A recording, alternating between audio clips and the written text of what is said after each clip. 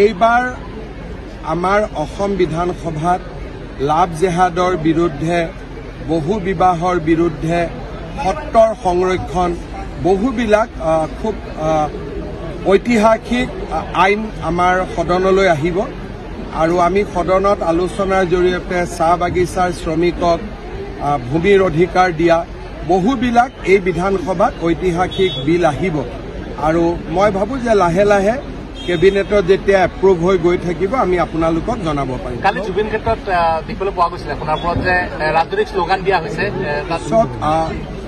জুবিন গাৰ্গৰ মৃত্যুৰ দুৰ্ভাগ্যজনক আৰু অসমৰ জাতীয় জীৱনৰ আটাইতকৈ কৰুণ আৰু বেদনা ভৰা যিটো খবৰ, তাক এছাম লোকে ৰাজনৈতিক হাতিয়াৰলৈ ৰূপান্তৰ কৰাৰ বাবে প্ৰচেষ্টা কৰিছে আৰু এই লোকচামে জীৱনকালত বহু লোকে জুবিনৰ এটা গানো শুনা নাছিল বা জুবিন গাৰ্গৰ বিষয়ে তেওঁলোকৰ জ্ঞানো অত্যন্ত সীমিত। মৃত্যুৰ পিছত তেওঁলোকে জুবিনৰ গোটেই আদৰ্শটোকে অন্য এটা প্ৰেক্ষাপটত প্ৰতিষ্ঠা কৰি ৰাজনীতি কৰিব বিচাৰে, কিন্তু মই ভাবো যে ভূপেন হাজৰিকাৰ মৃত্যুৰ পিছতো ৰাজনীতি হোৱা নাছিল, জ্যোতিপ্ৰসাদ আগৰৱালা, বিষ্ণুপ্ৰসাদ ৰাভাৰ মৃত্যুৰ পিছতো ৰাজনীতি হোৱা নাছিল আৰু জুবিন গাৰ্গৰ মৃত্যুৰ পিছতো ৰাজনীতি নহয়, কাৰণ জুবিন গাৰ্গক বিজেপি, এজিপি, কংগ্ৰেছ সকলোৱে ভাল পাইছিল আৰু ইয়াত ৰাজনীতিৰ কোনো অৱকাশ নাই।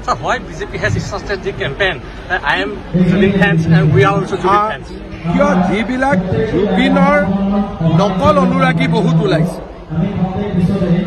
যিসকলে জীৱনকালত জুবিনক অত্যন্ত কঠোৰ ভাষাৰে সমালোচনা কৰিছিল, তেওঁলোকে জুবিনৰ অনুৰাগীৰ এটা ভাও লৈ অসমখনক অশান্তি কৰাৰ পৰিৱেশ এটা ৰচনা কৰিছে।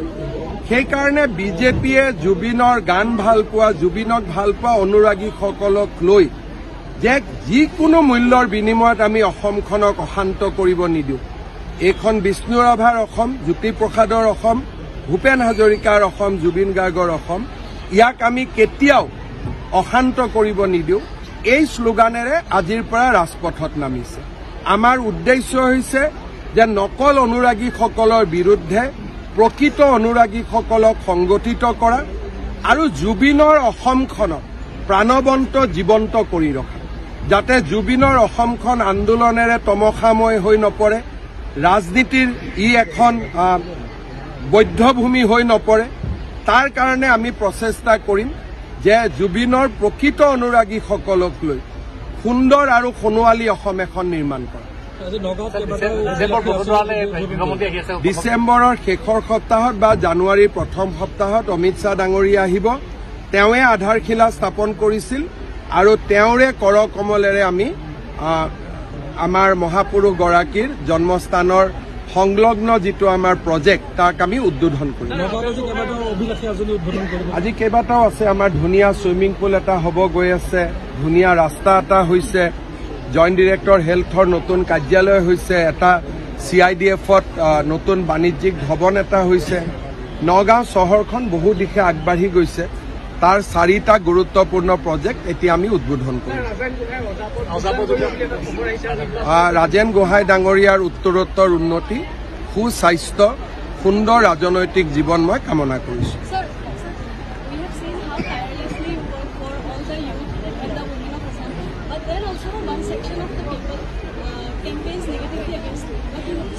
I think people of Assam is with me and their blessings are with me. So I don't want to do politics with the blessings of Congress. I want to do politics with the blessings of people of Assam, and I am quite confident that nothing will harm us. Thank you.